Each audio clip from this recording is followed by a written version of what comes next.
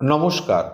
যদি আপনার মনে হচ্ছে যে বাড়িতে খুব একটা সুখ সমৃদ্ধি নেই বা ব্যবসার স্থলেও আপনি খুব একটা শান্তিতে থাকতে পারছেন না, অভাব অনটন লেগেই আছে, ব্যবসা ঠিকঠাক চলছে না এবং বাড়িতেও সবসময় একটা অর্থের সংকট লেগেই আছে এবং আপনার দুর্ভাগ্য পিছু ছাড়ছে না, সেক্ষেত্রে আমি আপনাকে বলবো একটি দুর্দান্ত উপায়ের কথা, যে উপায়টি সপ্তাহে একদিন করে পালন করবেন।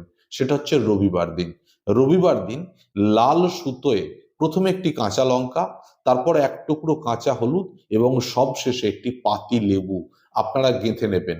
গেঁথে নিয়ে সেটা বাড়িতে হোক অথবা ব্যবসার স্থল, যেখানে আপনার মনে হচ্ছে যে আর্থিক সংকট, সুখ শান্তি নেই এবং মনে হচ্ছে এটাও যে কারোর হয়তো নজর দোষ পড়েছে, সেক্ষেত্রে আপনার বাড়িতে বা ব্যবসার স্থলে এটা প্রত্যেক রবিবার লাগান।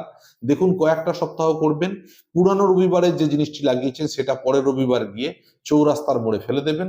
আবার নতুন একটি ওই কাঁচা লঙ্কা, কাঁচা হলুদ এবং লেবু লাল সুতোয় গেঁথে রবিবার রবিবার প্রত্যেক রবিবার লাগাতে থাকুন।